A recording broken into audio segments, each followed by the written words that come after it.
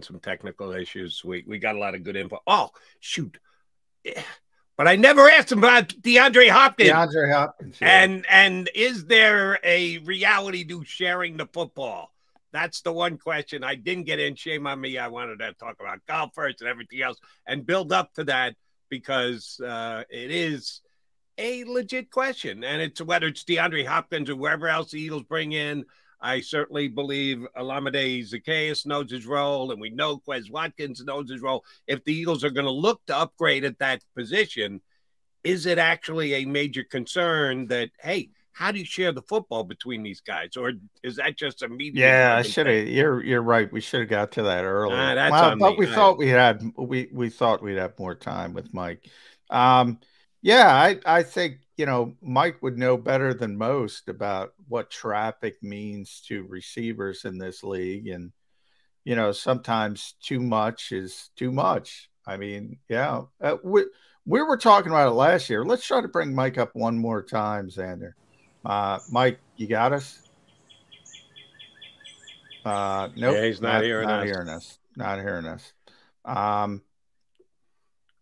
Oh well, we gave it the old college try, Jody, and it looked like a good connection. I don't know what the issue was. But we thank Mike for stopping by. But yeah, I mean, that's real, and I constantly use that term fantasy football because it's fantasy. It's fantasy world. The assumption that a bunch of guys who are used to having the football are going to be happy. Like it's, Madden 2023 or whatever version we're on at this point.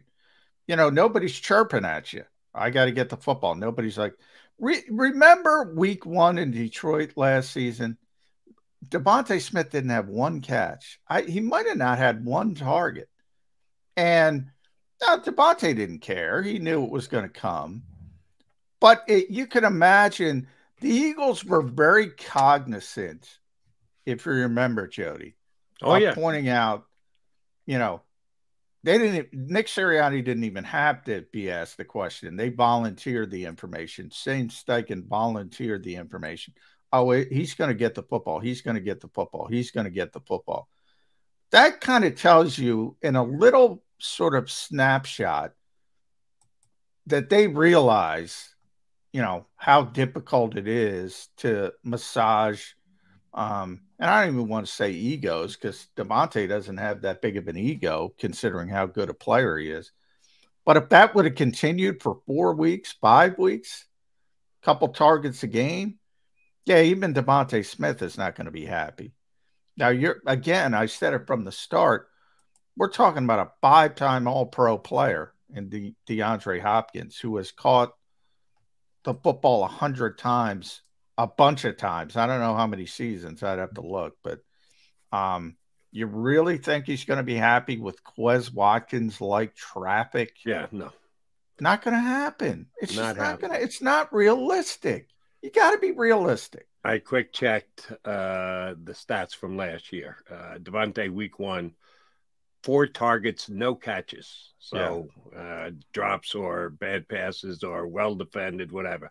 The next week, 7 targets, 7 catches. Including the first play. I think if you look at the play-by-play, the first play was a pass to Devontae Smith, if I recall, because they were so cognizant of not getting him a catch in week 1. In week 1. So week 2 against Minnesota, 7 targets, 7 catches. And the next week against Washington, 12 targets, 8 catches. So that's what it is. It's up and down. When you have 2 star wide receivers, like some weeks are going to be Devontae's week and some week can be AJ week, it can attempt to be dictated by the Eagles. Everyone always believes that. We'll dictate everything. But there's someone else out there on the field who's trying to keep you from doing it. So the other team can make different decisions on how they're going to defend you and how they're going to play. If they specifically want to keep somebody from beating them, well, that opens up something for somebody else. Yeah, you're right. Last year, week 1, no catches for Devontae Smith. And the Eagles immediately responded to that. If you bring in a guy like DeAndre Hopkins, there's going to be more of those 2 targets to Devontae Smith type games, and he wants no part of that. And he shouldn't want the Eagles should want no part of that. you got to get over the whole fantasy football aspect of it. One quick Hopkins notice. I don't know if you saw this. It's just a report. It doesn't mean that it's on point, but it's a guy from the Houston Chronicle. Not our buddy John McMullen, but the guy who replaced John McMullen. DeAndre Hopkins interested in rejoining the Texans, going back to Houston, much like James Harden. Once a Houston native, always a Houston native.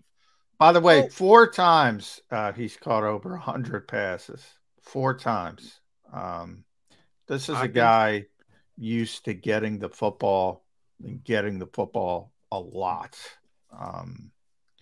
You know, at some point, you do have to come to grips with you might not be the player you once were. And maybe he can do that down the road, but he's only 30.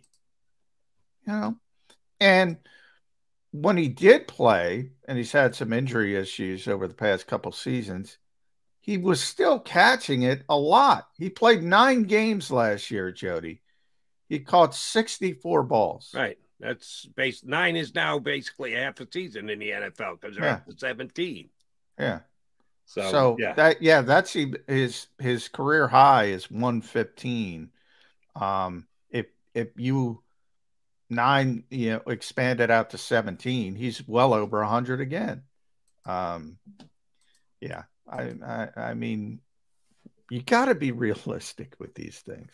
And oh, by the way, remember he was playing for the Texans, so yeah, they're usually behind, so they're going to pass the ball a lot, but they're also a team that had who else at the wide receiver position last year? Brandon Cooks. All right, not bad. Chris Moore, is he a guy that's going to throw the fear of anybody into? I don't think so. And oh, by the way, they're catching passes from Davis Mills. It's not like he's getting the ball from Jalen Hurts or Kirk Cousins or guys who are high volume passers.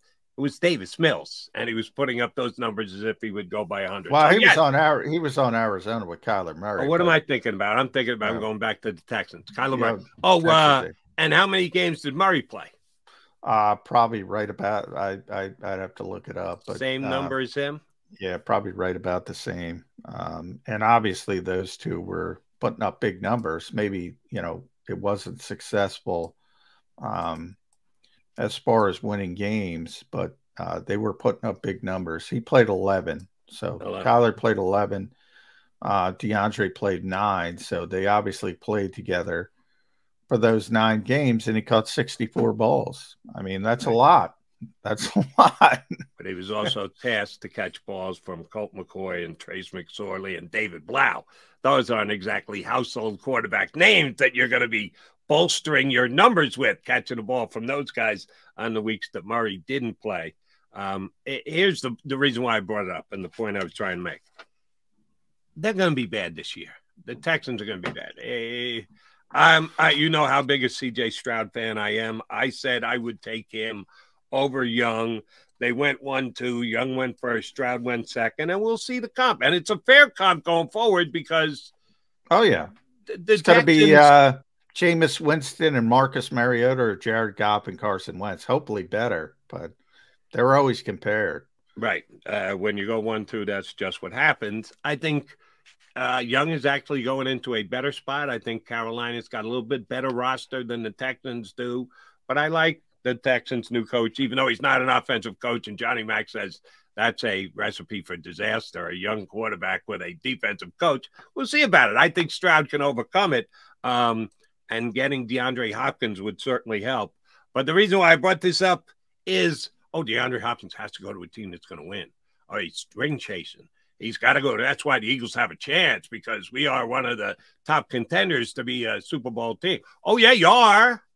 But then you factor in everything else, as John and I have gone through painstakingly. The sharing of the football with as many weapons as the Eagles have, just not going to work. And the other thing is, ding, ding, ding, ding, ding. He's going to go with the team that pays him the most money. Mark my words. And I'll never be able to prove this, nor will John, nor will you on the other side if you want to argue with me. We're not going to know what offers were actually out there from other teams. But I'm guaranteeing you that DeAndre Hopkins is going to sign with a team that's going to pay him an average of over 10 million. He's supposed to make 14 million. I think that's where his negotiation starts. If he doesn't get the interest that he thinks he's going to get, he might have to come down some. He's not coming down to a team-friendly $5 million one-year deal for the Philadelphia Eagles just a ring chase. Not happening. He's going to get paid this year. Somebody's going to pay him, and the Texans are the type of team who can afford to pay him because they got a quarterback on a rookie deal, so they could go a little bit more into a DeAndre Hopkins. That's my point. I've said that from before he was released. I was saying he's going somewhere where he's going to get paid. For Hopkins at his stage of his career, he's not 35, he's 30. So, yeah, I think he's going where he's getting the cash, Johnny Mac. I'm with you. I mean, that's why I brought up his age. You know, maybe it changes a little bit. And I think it was Mike Gill who brought up Julio Jones. And, you know, that happened with Julio. But, you know, it didn't happen with Julio at 30. It happened later in the process. Yeah, I had to look up who the Texans offensive coordinator is. Bobby Slowick. You know, who knows? I mean, I will say this: if you have a young court, like my only point is, if I was an owner, which I'm not going to be unless you lend me about $6 billion, Jody, which I would call you after the show. Yeah, feel free. If I were an owner, I would, and I had a young quarterback that I needed to develop, I'd be hiring an offensive guy. That's just the way I would go about it. Now, if you're a CEO coach and you get the hell out of the way and hire a good offensive mind, you can go about it in a different way. I just think it's proven time and time again, a lot of these head coaches have too big of an ego to get out of the way. And I don't know enough about Bobby Slowick to say, you know, D'Amico brought him along from San Francisco, so at least he learned under Kyle Shanahan. So maybe he's knows what the heck he's doing. Who knows? Has D'Amico said if he's going to call defensive plays or not? I don't know that. I don't know. Yeah, I don't neither know. do I. But you know, I agree with you with the CEO aspect of it. If you can put together as good a staff, Eagles are a very good example, with very good coordinators, and you can delegate that responsibility, and you can be an overseer of the entire team. I think it makes you a better coach, and it makes the team a better team. But yeah, got to have somebody who's willing to do that. And the Eagles were lucky enough with Nick Sirianni. How many games in would Steichen take over the play calling in game? It was the Chargers games. It was like, it was right before they took off. It was the game before they took off. Week 7 or 8, 6 or 7, somewhere thereabouts. He realized that I've got enough faith in Shane Steichen, and damn, it's worked very well. It surely worked well last year as the Eagles CEO coach went to a Super Bowl. All right, McMullen and McDonald coming back. Clock says we're almost out of time, but not until we put a bow on the show.